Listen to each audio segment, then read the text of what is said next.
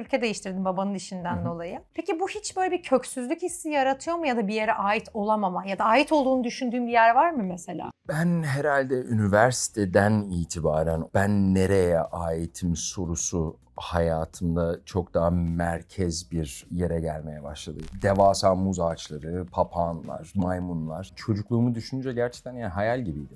Havalardayım yani olacak bu iş falan filan, babamı arıyorum şey diyorum inanamıyorum ya. Bunun için para verdiler bana falan. Partilere gittiğimde şaşırıyor insanlar. Çünkü hiç gitmiyorum. Kesinlikle aranan insan değilim. Toksik tutku asla istemem. Ben şahsen aşırı utanıyorum. 2'den sonra şoförlüğe başladım. Akşam 8'e kadar 3,5 senem öyle geçti. 20'lerimde bence aşırı serttim. Sonra 30'larımda rahatladım herhalde. Daha hala çocuklar dileniyorsa sokaklarda ve biz bunu görebiliyorsak o bir sorun.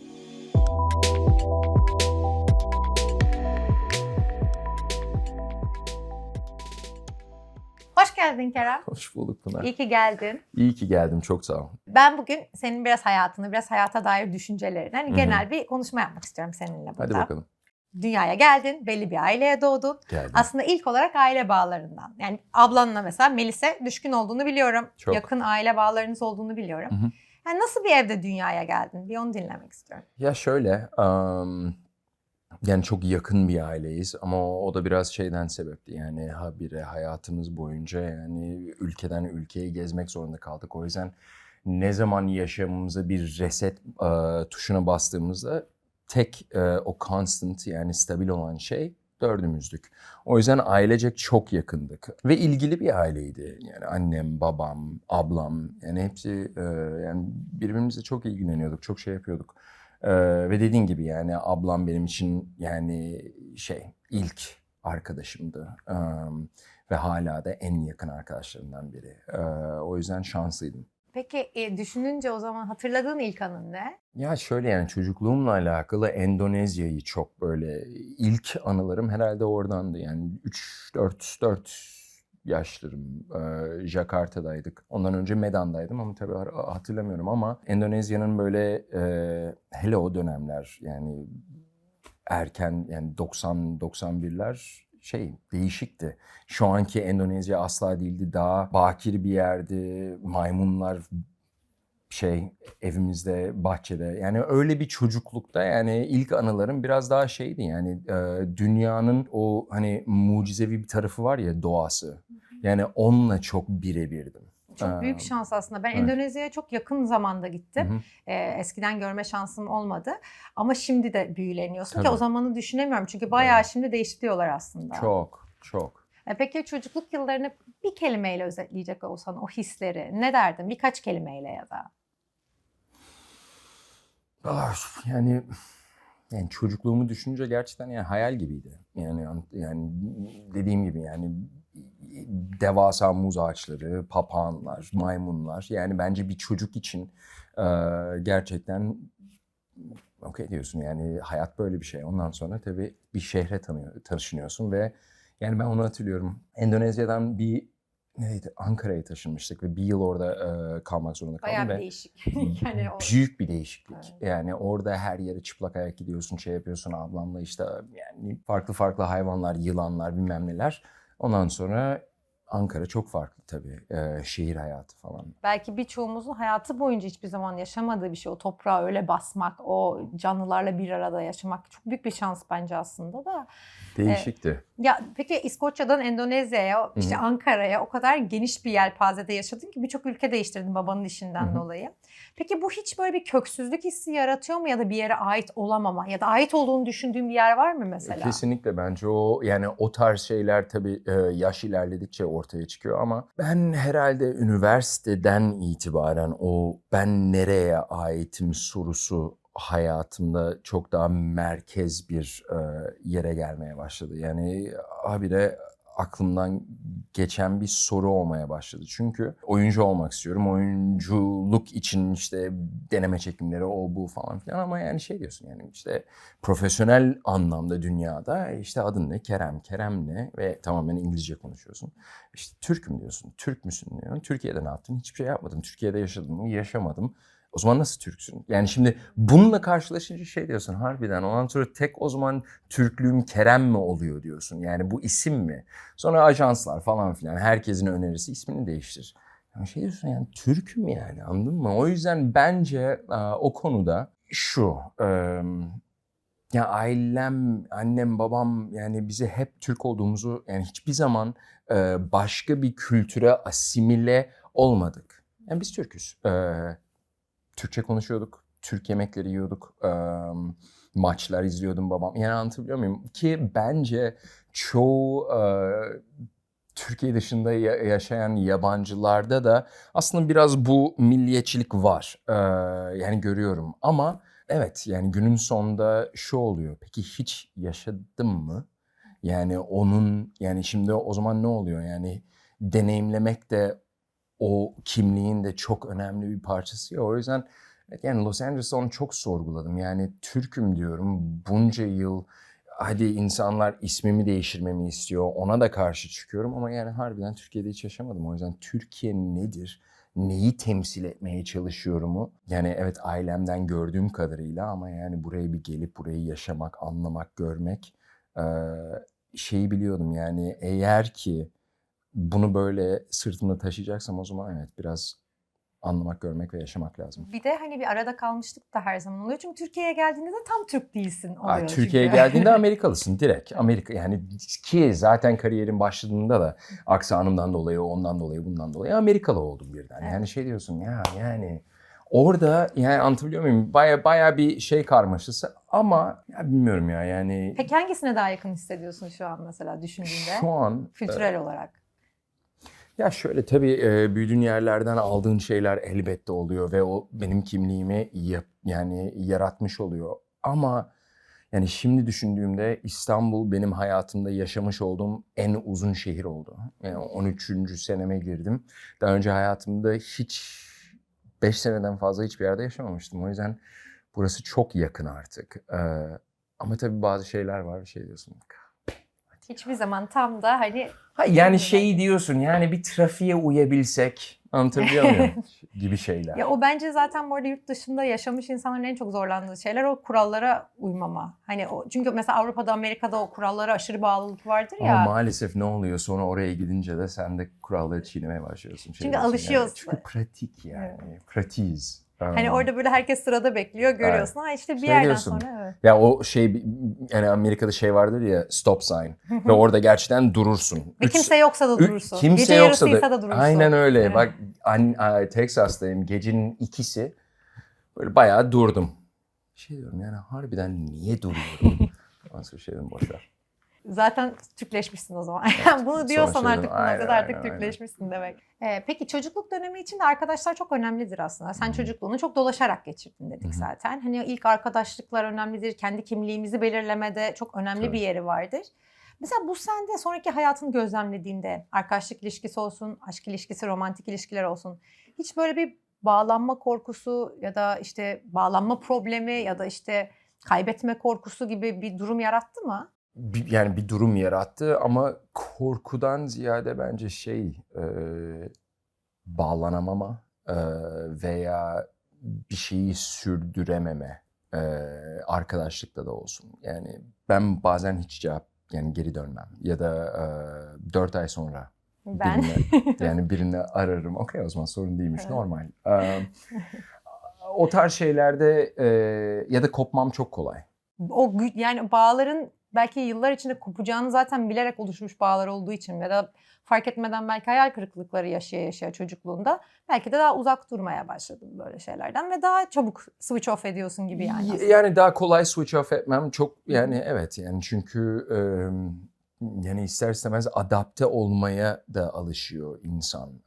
O kadar yer değiştirince şey yapınca ve yani bence ya bilmiyorum ben hep yani lise döneminde bayağı şey olmuştum yani okey dedim yani bu bir patern gibi bir şey yani o okula gidiyorsun işte the cool kids bilmem neler bambaşka bir ülkeye gidiyorsun bambaşka bir okula ve aynı tip insanları hemen böyle şey yapabiliyorsun ama ya. Ya sanki böyle National Geographic'teki şey gibi gidiyorsun okula gözlemliyorsun. Herkesin farkına varıyorsun. O da bir böyle hayatta kalma mekanizması Hayır zaten gibi. şu oluyordu yani mesela ortaokulda şey dedim nasıl bir senem daha var burada. Başka bir yere gidip reset tuşuna basarım Evet aslında evet gibi o bir zaman şey. Ki sosyal medyada da yoktu. evet. Evet o zaman öyle bir şey de yoktu. Eski bağları koruma da Şimdi yoktu. o yüzden hiç koruyamadım. Tesadüfen bir şekilde denk geldi. Yani işte Abu Dhabi'den bir arkadaşımla Malezya'da denk geldik seneler sonra. O tesadüfler öyle anca oluyordu ama ya ama bilmiyorum. Peki arkadaşlık konusunda bugün geldiğinde aslında Hı ben hı. seni tanıyorum çünkü İlhan'la da iyi arkadaşsın eşimle bilmeyen Yeah. için. Yani o yüzden biraz karakterini de biliyorum zaten yakından da tanıştığımız için.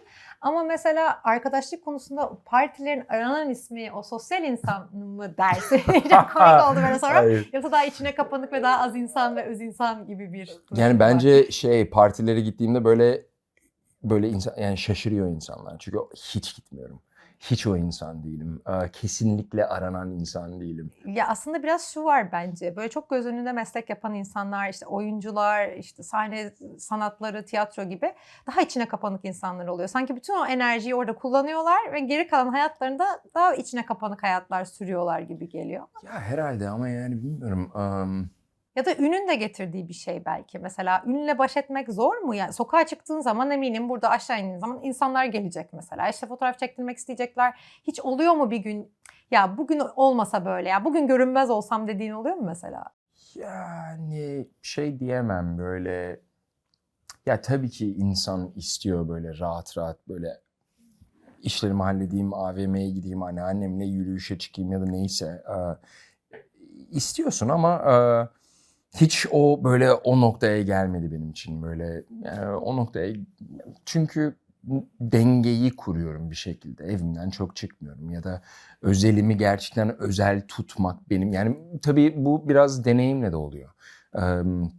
İlk başta tabii başına bir şey geliyor ve tam olarak nasıl neyi handle edeceğini bilmediğin için biraz deneme yanılma ama yani ben şunu biliyorum. Ben kesinlikle özelimin özel kalması tam bana göre bir şey. Yani hele böyle bir yani bu işi yapıyorsam o zaman yani artık o fine line'ı çizmeyi biliyorum. Hele yani bu kadar göz önünde olduğum yerde ve işte sosyal medyanın bu şekilde hani olduğu bir dönem, herkesin her şeye ulaştığı bir dönem ve incik incik detayla seni merak ettiği bir dönemde herhalde bu daha da değerli oluyor. Yani ama ya şöyle tabii kesinlikle ama bir yandan da işte sosyal medyaya incik cincik her şeyi takip ediyorlar ama bir yandan da ya aslında konuşulacak ve o insanların o zamanını alacak çok daha önemli şeyler var ya. Yani o değil. Yani tamam işinle alakalı bir şey olsun okey diyorsun iş. Ama yani özel hayatınla alakalı olunca şey diyorsun yani hayır ya. Yani çünkü yani okumasınlar. Who cares diyorsun. Yani kime ne? Aslında zihnini yani Yani onunla çok daha doldurmak önemli yerine. şeyler Evet belki var. yarattığın bir şey konuşulsun ya da yaptığın iş konuşulsun o başka bir şey. Çünkü orada belki bir mesaj var. Orada insanlar izleyecek ve bir şey alacak zaten. Onun için ürettiğiniz birçok şey var ama aynen özel hayat o onunla aşk yaşadı bu bunda bunu yaptı. Ve çok saçma ve yani dediğim gibi yani yaşadığımız dünyada ütopik bir dünya değil yani harbiden sorunları olan ve desteğe ihtiyacı olan bir dünyada ben şahsen aşırı utanıyorum. Anlatabiliyor muyum? Bu tarz şeyler yer alınca ve bambaşka daha önemli bir şeyden deli gibi ilgi alınca anlatabiliyor muyum? Ama maalesef gerçek de biraz o. Şimdi işten bahsettik yaptığın işten de. Mavi Mağara diye bir film yazdın ve kendin oynuyorsun içinde de zaten.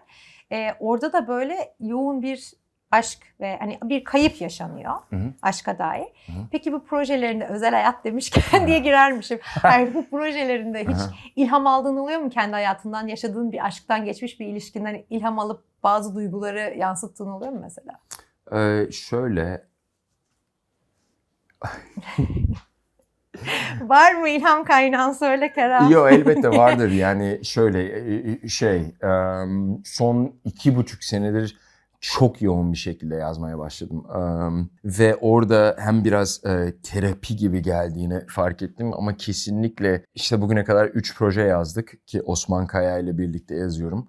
Elbette yaşanmış yani onu fark ettim biraz yani koymasam hayatımdan bir takım şeyler o zaman yani çünkü orada gerçek bir yaşanmışlık olunca ve zaten gerçeğin peşinde olunca yani ister istemez bence insan, yani yaşanmışlık şu da olabilir. Duymuş olduğun ya da hayatını gözlemlediğin bir şeyin de yaşanmışlığı olabilir. Ama Mavi Mağara özelinde özel hayatımdan kullandığım ailemden kısımlar var.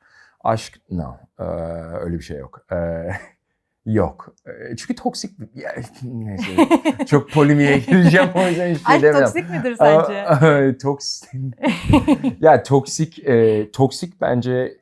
Toksik bence hiç kimseyi kötü yapmıyor. Toksik iki insanın yani enerjiyiz günün sonunda. Bu bir gerçek. Birbirine iyi gelmeyebilirsin. Yani kimya. Yani Bir de aşk çok iyi gelen bir hal değil normalde. Kısa süreli bir durum.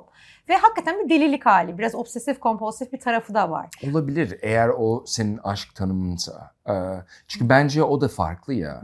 Yani Senin yani, ne mesela aşk tanımın? işte akışkan bir şey olduğu için yani o biraz yani senin tanımına dolduracak bir durum. Ama senin tanımın evet belki bana toksiktir. Böyle düşününce hangisini tercih ederdin? Tutkulu bir aşk mı yoksa böyle uzun ve güvenli ve huzurlu bir ilişki mi? Şöyle yani tutkulu, kesinlikle tutkulu olsun ama yani pozitif tutku diyelim ona. Yani toksik tutku asla istemem. Yani kesinlikle şeylerde yokum. Öldüresiye böyle o Yani hani yani. şey var ya böyle kıskanıyorsa beni seviyor ya da bağırıyorsa Ya beni benim seviyor ya da bilmem yani. Evet. O fazlasıyla hak iddia edip sahiplenmekle tutku aslında farklı şeyler olmalı bence de. Hani tutkunun bir işareti değil bir insanı kısıtlamak ya da sahiplenmek aslında. Kesinlikle. Geçen gün çok güzel bir şey okudum ve çok hoşuma gitti. Hani ilişkilerde kavgalar çıkar ve bağırırsın, birbirine bağırırsın. Daha geçen gün okudum ve nereden okuduğumu hatırlamaya çalışıyorum. Neyse orada adam şöyle izah ediyor ya da bu felsefe. O bağırma aslında kalplerin ne kadar uzaklaştığının simgesi. O yüzden bağırıyor. Çünkü aslında sen buradasın, ben buradayım ve bağırıyoruz birbirimize. Niye bağırıyoruz? Çünkü senin kalbin o kadar uzaklaştı, benim kalbim, yani o yüzden bağırıyoruz ama çok da o tutku varken ve o sevgi varken ne olur? Aslında fısıldamaya başlarız. Çünkü o kadar yakındır kalpler. Bence o yani. Yani çok güzel bir analoji. Aslında bazen hani duyulmuyor hissettiğin için o uzaklıktan dolayı. Hani bağırmaya başlamak için ben de varım, beni de duy gibi. Benim tarafımı da anla gibi birbirimize bağırıp sonra üzmeye ve yıpratmaya da başlayabiliyoruz. Orada yokum işte. Senin hayatını konuşurken bile biz seninle aynı yıllarda Boston'daymışız aslında, Emerson College'da. Sonradan tanışmış olduk. O yıllarda tanışmıyorduk. Herhalde çok Türk arkadaşın yoktu diye tahmin ediyorum. Emerson'da zaten çok Türk yoktu. Okulda da yok çok Türk zaten. Boston, Bostancı denirdi o zamanlar. Yoktu ama düşünüyorum çok Türk arkadaşım yoktu. Peki Boston'da pazarlama işletme okudun. Aslında başka bir alanda başladın. Hiç oyuncu olmaya dair bir düşüncen var mıydı o yıllarda? Tabii. Ya da böyle bir şey olabileceğine dair böyle bir ün, böyle bir başarı? Ya onu bilemiyorum da şöyle yani oyunculuk ortaokulda hayatıma girdi. Şu anlamda yani okuldaki işte yani biliyorsundur orada liselerde oyunlar falan filan yani bayağı büyük prodüksiyonla bayağı ciddiye alınan bir şey, nasıl sporda öyleyse. O yüzden ortaokulda başladım. Sonra lisede devam ettim, müzikaller falan ama yani eğlencesine arkadaşlarım yapıyor falan filan. Sonra lise sonunda çok önemli bir oyun vardı işte competition piece falan filan. Orada da işte burslar veriyorlar artık oyunculuk okuyacak olan oyuncular genelde öyle UIL diye bir durum nationwide. Ben daha ziyade müzikle ilgileniyordum o dönem hayatımda. Spor vardı ve müzik vardı. Sonra elective'lerden 2 sene işte elective almam lazımdı. Benim de elective'im oyunculuktu.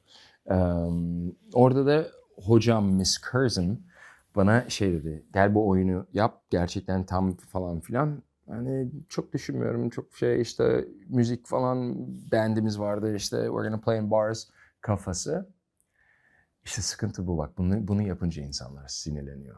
Aralarda bu İngilizceyi sokuyorum ya. Ama o çok anlaşılır bir şey. Bunu çözmeye çalışıyorum. Neyse bu oyun oldu, oyun oldu ve çok başarılı oldu falan filan bilmem ne. Ve orada hem ailem biraz böyle bir Allah Allah oldu hem de ben artık oldum. Yani çünkü o ilk okey bu bir karakterdir. Karakter psikolojisi, karaktere girmek falan filan ilk defa deneyimim o yani işin o kısmıyla oradaydı. Ondan sonra işte thespian şeyimi aldım falan filan şey dedim okey ben oyunculuk yapmak istiyorum. Tabii annemler büyük panik. O yüzden Emerson College'a annem buldu.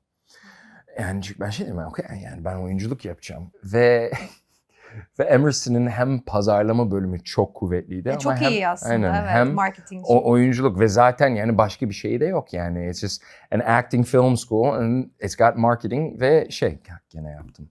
Çok anlaşılır bir Çok şey. Bu özür arada dilerim. hayatın çok uzun yıllar hep İngilizce konuşulan yerlerde kaldı Yeah, zaten. neyse. Ondan sonra annem de şey dedi bak. İlk başta pazarlama girsen ki tabii planları bence şeydi. Acting'i unutur bu. Pazarlama degree gider şey yapar. Ondan sonra acting'de film school falan filan onları şey yaparsın. Tabii girer girmez benim ilk yaptığım şey şeydi. Bütün acting kursları bilmem ne. Yani işin sonunda everyone knew me as a acting major. Ama sonuç olarak çok desteklemedi yani ailen aslında bunu o zaman diye anlıyorum, değil mi? Annenler biraz hani telaşlandılar ama çok da böyle tamam oğlum çok iyi olacak hadi bu yoldan git olmadı yani. Hiç. Ama o zor bence Çok bir anne baba için. gerçekçilerdi. Yani Evet. aşırı gerçekçilerdi. Ki güzel bir şeydi. Ama yok. Annem böyle gizli destekleyici ama şey.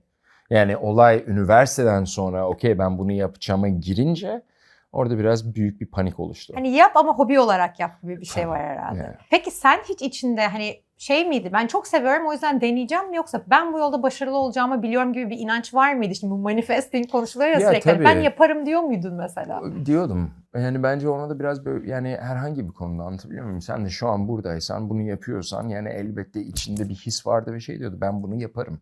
Bence o gerçekten çok inandığımız şeyler de oluyor ve hepimiz hissediyoruz onu bir şekilde. Olay onu yapmak.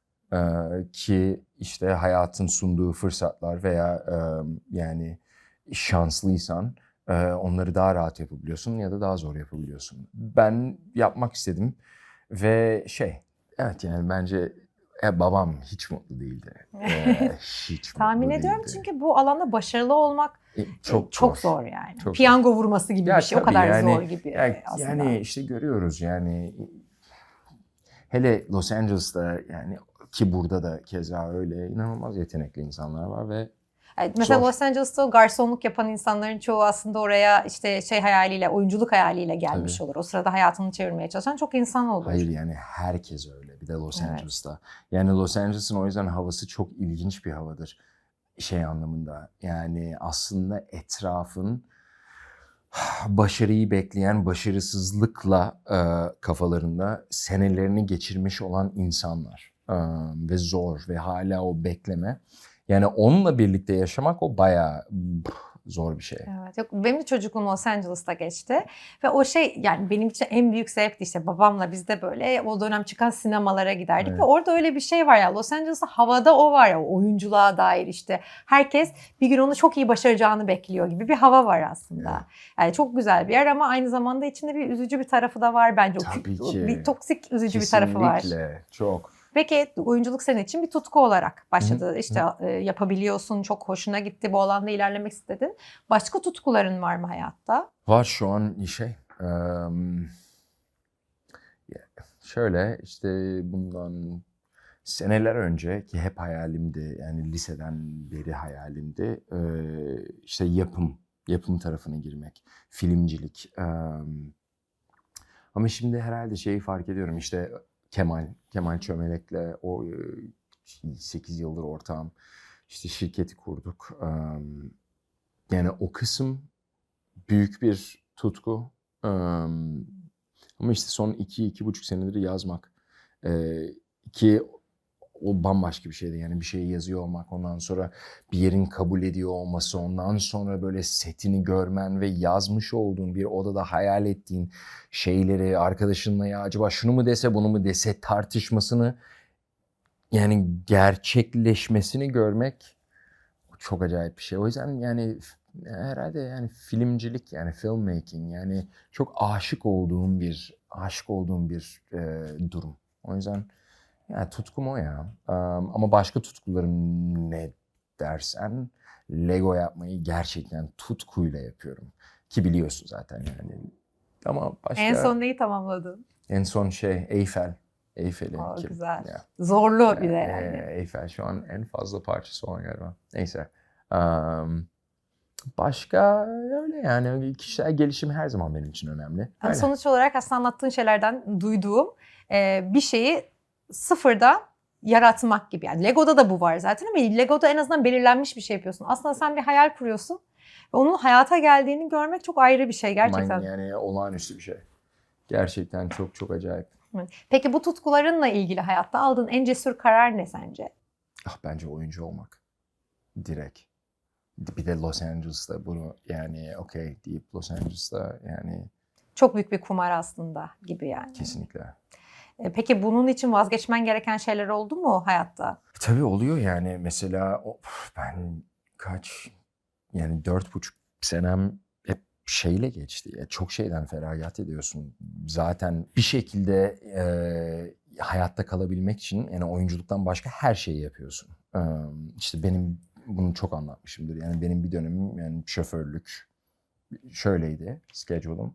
Sabah 4.30'da kalkardım. Breakthrough Fitness diye bir yerde spor hocasıydım ama ondan önce havluları temizleyen çocuktum. Havluları toplayan ve yıkayan kişiydim. 4.30'da 5'te orası açılırdı. 5'te açardım. Sonra orası 12'de biterdi. 12'den 2'ye kadar bir break'im olurdu. 2'den sonra şoförlüğe başlardım. Akşam 8'e kadar. 8'den sonra Big Wangs'e giderdim. Orada da kapıda beklerdim 2.30-3'e kadar. Ondan sonra gene 4.30'da giderdim. Yani 3.5 senem öyle geçti. O yüzden hafta sonun yok, çıkamıyorsun. Atıyorum tatillerde insanlar aileleriyle olunca sen çalışıyorsun falan filan ama ilk başta tabii çok zor ama bir noktada diyorsun. Hikayenin bir parçasıysa bu. Okey, bayağı tatlı bir hikaye oluyor o zaman. Şimdi kısa bir kahve molası. Yoğun çekim günlerinde pratik ve lezzetli kahve molalarıyla enerji depoluyoruz. Kalabalık ofis günlerinde herkese göre farklı çeşitlerde kahveler sunmak bizim için bir ihtiyaç. Gelin sizi Philips Latte Go 5500 ile tanıştırayım. Philips Latte Go sayesinde 20 farklı kahve çeşidini tek tuşla hazırlayabiliyoruz. Çekim aralarında enerji toplamak için bir espresso, çekimlerden sonra sütlü bir latte ya da günün yoğun temposunda güzel bir cappuccino. Yaz aylarında ise ferahlatıcı soğuk kahve seçeneklerine kadar birçok çeşit sunan Philips Latte Go sayesinde çekim ortamımızda barista kalitesinde bir kahve keyfine erişme imkanımız oluyor. İyi bir kahvenin arkasında mutlaka Philips vardır. Ben şimdi lattemi yudumlarken sizler de kahvenizi alıp bölümü izlemeye devam edebilirsiniz. Philips Latte Go'ya desteği için teşekkürler. Aslında şöyle düşününce ailesel olarak ailenin aslında durumu vardı maddi olarak. Aslında sana bazı olanaklar da sunabilirlerdi. Tabii. Ama bu biraz Amerikan kültürü. Burada da onu görüyorum. Çünkü Amerikanlar böyle yetiştiriyor çocuklarını. Türklerde yok Yok. bu pek. Elbette destek oldular ama biraz şu vardı. Yani ben bir şeye inanıyorum ama karşı taraf inanmıyor ya da çok da desteklemek istemiyor. Orada da tabii bir zıtlaşma elbette ister istemez babamla birlikte biraz babamla burnu sürçsün gibi de bir şey. Yani ama bir yandan da ben de istemedim. Yani okey dedim yani bu benim kararım, bunu bu şekilde yapacağım yani. Peki motivasyon, bu zorluklarla karşılaştığında motivasyonunu korumanı sağlayan şey ne sence?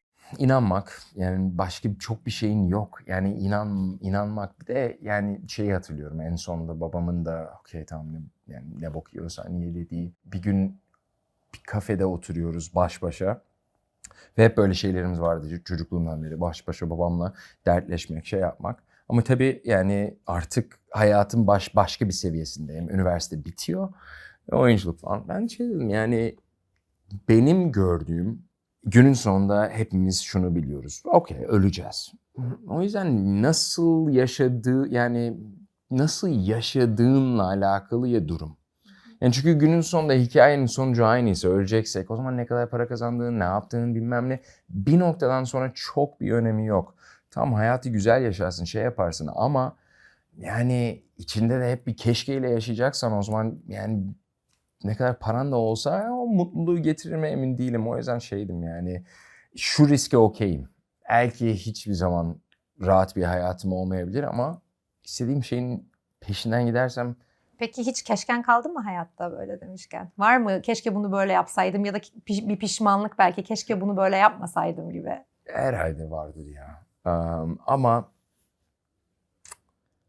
bilmiyorum yani bir yandan da şuna çok inanıyorum yani ne olursa olsun bizim için de oluyor ya. Ve günün sonunda buradayım ve seninle konuşuyoruz ve okey. Evet. O yüzden iyi ki de olmuş her şey. Bence kesinlikle ve sonuçta tutkunu keşfedip onun peşinden gidip o konuda başarılı olup yani böyle bir şanslı azınlık aslında bu anlamda. Kesinlikle. Çünkü Büyük şans. birçok insan bu dünyadan böyle geçip gidiyor ve hiçbir zaman neye tutku duyduğunu bile bilmiyor. Tabii. Sence bir insan nasıl keşfeder peki tutku duyduğu alanı? Bence spontane olarak. Ve maalesef yaşadığımız hayat ve sistem hiçbir şekilde spontane bir şey yaşamamıza çok izin vermiyor. Ama mesela Dispenza bundan çok konuşuyor. Quantum field'a ya da hani şimdi kuantum fizikle alakalı yeni şeyler daha da fazla çıkmaya başladı ya. Ama ki bilmiyorum yani Dispenza'yı bilirsin. Ben evet kitaplarını da okudum, çok da biliyorum. severim Ben de Joe aynen. Dispenza'yı. Mesela orada da ondan bahsediyor. Yani spontane olursan anca o zaman yani neyle karşılaşacağını bilmezsin ve o zaman manifest ettiğin şeyler gerçekten sana gelebilir. Ama sen her gün evet ben sabah 8'de buraya gideceğim, akşam 5'te buradan çıkacağım zaten onun nasıl bir hissiyat getireceğini biliyorsun. Ama biz bunu çocuklukları yani bayağı 5 yaşından itibaren spontane çok olmayan bir hayata sokuyoruz. Sanki o iyiymiş gibi. Hani böyle Yani, adım adım bütün adımlarını bilirsen hayatında iyiymiş gibi ancak bir algı oluşuyor işte aslında. yani neyle karşılaşacağımızı biliyorsak o zaman biraz sistematik oluyor ya. Yani bence o keşfi gerçekten hiç ummadığın yerlerde, hiç istemediğin şeyleri bazen yaparak ortaya çıkıyor. Ya bazen evet bu çok her şeyimiz belirli gittiğimiz zaman hayatın başından itibaren o zaman o mucizelere de kapıyorsun kendini, başarabileceğin yeniliklere de kapıyorsun. Dispenza'yı ben de çok severim. Aslında o da tam dediğin gibi bir şeye inanmak. Yani bir şeye yola çıkarken inanmanın da önemi. O da Aynen hani öyle. böyle şeylerden çok bahsediyor bu konudan zaten. Yeah. Peki şimdi başarı dedik. Hı. Sence başarı ve mutluluk birbirinin neresinde? Yani sen başarıyı nasıl tanımlarsın? Bence mutluysan başarılısın. Ama başarılıysan mutlu olmayabilirsin. Ve gerçekten yani mutlu olmak böyle bir dünyada bence büyük bir başarı. Ya sen mutlu bir insan mısın sence mesela? Mutluyum. Tabii ki herkes gibi bence hayatta mutsuzluklarımız oluyor. Ama genel anlamda şükretmesini biliyorum ve şükrediyorum ve şükrettiğimde mutlu oluyorum. Ama genel anlamda evet mutluyum. Evet. Sadece başarıyla mutluluğu aynı şeye koymam. Evet. Mutlu olmak daha zor aslında. Kesinlikle. Başarılı olmaktan. Ve şükretmek hakkında da bütün çalışmalar şimdi bunu gösteriyor zaten. Hani ne olursa olsun şükretmeyi bilen ya da herhangi bir durumda ufak şeylerden şükredebilen bir insan. Bugün işte kuşları gözlemledim, işte bugün bahar geldi ve hava ne güzel diyebilen insanların günün sonunda beyinleri incelendiğinde çok daha aslında olumlu şeyleri seçebildiğine dair, Kesinlikle. daha mutlu olduğuna dair çalışmalar var. Kesinlikle. Peki sen yaşamının hani en mutlu anı neydi mesela? Biliyor musun? Bir şey söyleyebilir misin? Bu benim en mutlu anımdı diye. Yani şanslıyım ki o anlardan birkaç tane yaşadım. O yüzden ailemle olsun, çocukluğumda çok güzel öyle anlarım oldu. Ama herhalde ilk defa oyunculukla alakalı ilk defa bir audition'a evet cevabı gelmişti. O da bir El Pollo Loco reklamıydı ve tek yaptığım şey sandviçi ısırmaktı. Ama şeye inanamıyordum yani çok mutluydum. Yani hatırlıyorum o set ki 3 saat falan sürmüştü. Yani öyle bir reklamda yani gittim çektim ısırdım ve havalardayım yani olacak bu iş falan filan babamı arıyorum diyorum inanamıyorum ya bunun için para verdiler bana falan. Herhalde oydu. Oyunculuk Güzeldi güzel bir yani yani çünkü önemli ya. Bilmiyorum önemli. Çok önemli. Ya şunu düşününce belki şimdi en önemli başroller geliyor. İşte çok daha başarı milyonlar izliyor. Ama o zamanki belki ufacık bir şey şimdikinden daha bile mutlu etti seni. Çünkü Tabii. ilkti ve bir Tabii, şeyin tabii, başlangıcıydı. kesinlikle. Kesinlikle yani evet kesinlikle. Ya oyunculuk da bir disiplin işi aslında. Çok disiplinli olmak gerekiyor herhalde hayatında ama seni biliyorum sen mesela spor konusunda da çok disiplinlisin. Ya hep mi böyleydin? Sonradan mı gelişti bu? Yani sabah erken kalkmalarım lisede başladı. Yani liseden beri böyle sabah 5'te, 5.30'da kalkmayı çok seviyorum. Ve tabii bence yani disiplinden ziyade hiç kimse ayakta olmadığı için o zaman o saatlerde gerçekten bir sürü işini halledebiliyorsun. Ki insanlar anca uyandığında sen o günkü birçok şeyini halletmiş oldun.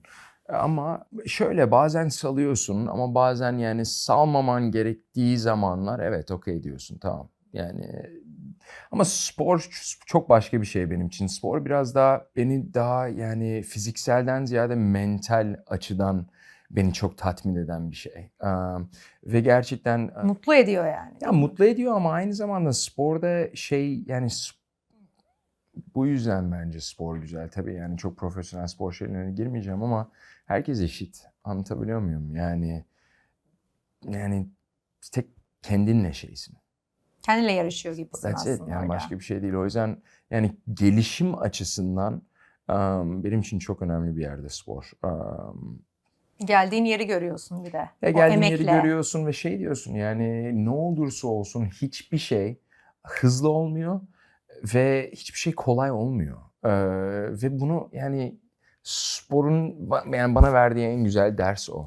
Evet. Hayat dersi aslında. Ya kesinlikle ve yani maalesef şu günlerde herkes her şeyin hemen olmasını bekliyor. Çok hızlı tüketim, çok kolay elde etmek bir takım şeyleri. Yani o yüzden yok yani spor o yüzden benim için yani hep önemli bir yerde çünkü it keeps you grounded. Evet işte bir de hangi konuma gelirsen gel aslında başkası senin adına spor yapamaz. Yapamaz. İşte o emeği sen vereceksin ve Aynen. sen göreceksin o gelişimi aslında. Aynen. Şimdi arada böyle ara ara İngilizce konuşuyorsun ya oluyor o bu arada. Emin misin? Evet gerçekten olan bir Ya şey. muhtemelen bir linç yiyeceğim ama hadi neyse. Bir çok ayıp bir şey söyleyecektim söylemeyeceğim. Ama Sonra, o lafı sokmak kayıttan istiyorum. sonra bana bunu Kendimi çok zor söyleyebilirsin. tutuyorum. İstiyorsan sor. Neyse demeyeceğim. Burada bir hocaya ben de bir İngilizce terim söylemiştim. O da bana bir kızmıştı. Ha. Benden çok İngilizce söylüyorsun diye. Ama bazen bir şeyi hele öyle öğrendiysen ya da bir araştırmayı bizim alanda da oluyor. Ben de bütün eğitimimi yurt dışında aldım. Bazen insan ya bir anda İngilizcesi çıkabiliyor ağzından ki sen çok uzun yıllarını yurt dışında Hayır, geçirdin. şunu da Yani bilerek anlamıyorum. yaptığın bir şey değil aslında. Bir refleks bu yani. Tabii. Ama soracağım çok eleştiri geliyor dedin. Bu konuda arada Ha. eleştiriler geliyor. Zaman içinde böyle bir sert bir kabuk oluşturdun mu? Yani o eleştirilere karşı mesela daha sert bir kabuğun var mı yoksa kızıyor musun mesela? Yok. Kızmıyorum. Anlayamıyorum. Ama anlamak da zorunda değilim herhalde. O yüzden it's okay herhalde. Yani bunu diye olmam da komik geliyor ama dediğim gibi yani şu daha komik. Yani hayatımızda, Türkiye'deki hayatımızda baktığımızda ya da İstanbul'daki hayatımızda baktığımızda harbiden İngilizce çoğu yerde var. Yani biliyorum bir ara takıldık işte arenalar, park, stadyumların isimleri değişsin falan filan ama başka yerlere bakıyorsun işte atıyorum selamım olsun buradan. Bunu başka Sen bir merak şey etme. yaparız. Ama harbiden yani Peki bu işte tamam dışarıdan gelen eleştirilere insan bir yere kadar kulağını kapayabiliyor ama kendine karşı nasılsın? Eleştirel bir tarafın var mı? Yoksa kendine Ya karşı şöyle 20'li şefkatli misindir? 20'lerimde bence aşırı serttim. Sonra 30'larımda oldum, rahatladım herhalde. Yani çok yani tabii ki kendimi seviyorum. Kendime şefkatliyim ama belli bir çizdiğim çerçeve var ve yani benim önem verdiğim etik değerlerim var. Ve tabii ki onların dışına çıkacak bir şey yapmam. O yüzden onu da bildiğim sürece o kadar da yani kendimi hırpalamam bir şey için. Bence de zaten önemli olan da kendi değerlerin çerçevesinde yaşayabilmek Tabii. biraz. Yoksa herkesin dediği şeyi çok umursayacak olsaydık ve ona göre yaşayacak olsaydık farklı. Önemli olan kendine biraz daha şefkatli Tabii. olabilmek. Çünkü o sesler hiç susmayacak yani dışarıdan eleştirel sesler. Aynen öyle. Bu arada yani bu kadar eleştiri geliyor ama bir taraftan da o kadar güzel değişikliklere de vesile oluyorsun. Aktivist bir ruhun var biliyorum. Yuvam Dünya'da da beraber olduk zaten. Çevre konusunda, hayvanlar konusunda, kadınlar konusunda birçok konuda çok sesini çıkarıyorsun. Bu çok değerli bir şey senin konumunda olan insanların yapması için. Peki seni alıp bir günlüğüne dünyanın tepesine koyabilsek neyi değiştirmek isterdin? Yani neler yanlış gidiyor sana göre dünyada? Çok şey. Bence başarısız bir dünyayız. Yani dünya eğer insanlığı sadece değerlendiriyorsak çok başarısızız dünya çapında. Eğitim ilk herhalde eğitim sistemi bilmiyorum bence iyi bir sistem değil. Genel çerçeve bence doğru değil. Yani nereden tutsan, nereden baksan dünya geneli başarısız. Evlilikte başarısızız. Hayvan koşulları, onların yaşayacağı doğa ya da doğanın durumu başarısızız. Plastik tüketim konusunda son 5 yıldır dünya olarak vaatler veriyoruz, başarısız. Emission'lar, CO2 emission'lar, o konuda da hiçbir zaman vaatlerimizi tutamadık, başarısızız. Yani o yüzden başarılı bir dünya değiliz. O yüzden bence elde tutulur. Gerçekten bir tarafımız yok şu an. Çok mu negatif oldu? Ama çok doğru aslında. Şimdi özellikle kadınlarla ilgili bütün bu haberleri Ya duyuyoruz. o zaten Hayvanlar, ona hiç çocuklar. girmiyorum. Yani ataerkil Evet. bir düzen içerisindeyiz. Yani o ataerkil düzenin aslında yani gerçekten köküne kadar indiğimizde yaratmış olduğu sıkıntıları, problemleri gördüğümüzde çok garip bir dünyada yaşıyoruz. Hatta sen Birleşmiş Milletler Kadın Biriminde He for She'nin Türkiye sözcüsü olmuştun. Çok aslında gurur verici bir şey olmalı. Ve işte bu cinsiyet rolleri, işte eşitsizlik üzerine de konuştunuz da o zaman. Sen bir erkek olarak bu toplumun erkeklerine ne demek istersin mesela bu konuda? Yani bir adam olma baskısı var erkeklerin üzerinde. Yani bilmiyorum yani o baskıya yenik düşme. Şu var zaten hep böyle erkekler üzerinde de dediğin gibi başka taraftan bir baskı var. Erkekler ağlamaz, erkekler güçlü durur, zaten yani duygularını göstermez o gibi. baskıdan kaynaklı ya yani anlatabiliyor muyum? Çoğu zaman kadınlara bir şey çare bulunuyor ya, bulunmaya çalışıyor ya. Yani kadınların yaptığı bir şeyde bir sorun yok ki bir çözüm bu. Tabii yani ki. senin yapmış olduğun bu düzende bir problem var onu çöz. Yani gibi şeyler yani bak dediğim gibi yani o yüzden tüm dünyaya baktığımızda hala çocuklar dileniyorsa sokaklarda ve biz bunu görebiliyorsak o bir sorun. Kimse bir başarının arkasında duramaz. Bunlar problemler. Evet ama yani o problemleri çözelim o zaman. Çözmemiz lazım.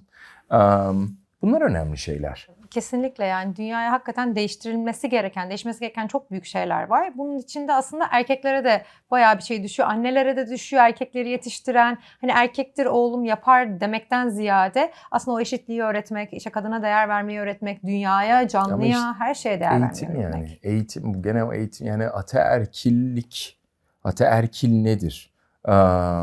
Yani bilmiyorum keşke biraz bell hooks okutsalar okullarda anlatabiliyor muyum? Yani aşkla alakalı ne konuşuluyor? Sevgiyle alakalı yani bunlar önemli şeyler. Tabii yani şey gibi işte aşk sahiplenmek demek mi? Demin konuştuğumuz gibi yani birinin hayatını kısıtlamak demek mi? Ya benimsin ya kara toprağın demek mi yani? İşte bunları evet çoğu zaman işte insanlar anlaşamayabilir. İşte bir şekilde ayrılabilir ama ayrıldı diye karısını bıçaklayan adama tamam yani namus cinayeti, namus adı altında böyle şeyler diyebiliyorlar. Bu gerçekten çok acı bence. Maalesef. Peki o zaman hayata dair merak ettiğim ufak bazı sorularım da var. Evet. Mesela hayatta merak ettiğin bir şeye cevap alacaksın ama her şey olabilir. Ne olsun isterdin bunun cevabı? Daha doğrusu bu soru ne olurdu? Mısır'la alakalı olurdu. Piramitlerle. Büyük ihtimal. Evet. Ya Kadim da uygarlıklar. yani Mısır'la alakalı olurdu. Peki o zaman seni biraz daha insanlaştıralım. Ben bu soruyu sormayı seviyorum. Çünkü biraz idolleştiriyoruz ya böyle hani ünlüleri, başarılı insanları. Bize bir guilty pleasure'ını söyleyebilir misin? Yani yaparken keyif aldığın ama aslında utandığın yapmaktan. Bu çok kötü ya. Bu gerçekten çok kötü. O kadar yani kötü bunu değildi. yayınlayabilir miyiz bilmiyorum ama söyleyeceğim. Çok telefonumu kullanan bir insan değilim. Ama menajerimden dolayı TikTok şeyi bayağı girdi hayatıma. TikTok bağımlılığı batağına mı düştü? Şöyle inanılmaz deli bir şeymiş. Ama akşamları işlerimi her şeyimi bitirdikten sonra kendime 25 dakikaya çıktı. Bak ilk 15 dakika 10 dakikada başladı, sonra 25 dakika oldu. Kendime 25 dakika veriyorum. Videoları izliyorum. Güvenli bir ortamdasın Kerem, paylaşabilir. Umarım. Safe zone. Böyle biri birini aldatıyor sonra yakalanıyor ya, yakalanma videoları deli gibi izliyorum ve böyle deli gibi nasıl böyle kendimi kaptırıyorum inanın yani, evet. That's Bana my bir guilty arkadaşım pleasure. yolladı. Bayılıyorum. Bende yok TikTok şu an ama bana bir arkadaşım yolluyordu ve ama onlar komik yani. Gerçekten Yani komik. Yaratıcılık, inanılmaz oyunculuk. şeyler gerçekten böyle. O zaman sana başka bir soru. Bu dünyaya bir daha geleceksin. Hangi çağda ve ne olarak gelmek isterdin? Herhalde bir milattan önce gelmek isterdim. Ne olarak dersen Kral. yani o zamanlar ya ne bileyim şövalye falan herhalde. O da çok kötü. Evet. Milattan önce. Şövalye var mıydı milattan önce? Yoktu değil mi? Yoktu. O yüzden bana böyle çok saçma. Evet. Hayır Kerem. öyle bir şey demedi. Ben Böyle bayağı bana bakıyorsun bakma. 1600'lerden bahsediyor çocuk. Şövalye diyor. Milattan önce Gladyatör herhangi bir ol. şey. Gladyatör. Tamam, müthiş. Hadi. Çok ataerkil bir cevap oldu. Gladyatör. Yap ya. Düzene karşı gelen gladyatör. Şöyle yok ya, filozof falan olmak isterdim. Yani şeylerle takılmak isterdim o zamanki filozoflarla. Filozof mu dersin artık Evet. şeyleri yani filozoflar Tabii mı? Antik Roma'da, Platon Antik falan Yunan'da. yani, anladın tabii. mı? Platon'la takılırdık. Yani takılırdınız, güzel olurdu. Sonra Platon'a ne oldu? Astılar değil mi Platon'u? Sokrates'e götürdüler. şeyden dolayı. Baldıran zehir Aynen. içirdiler. Okay. Evet.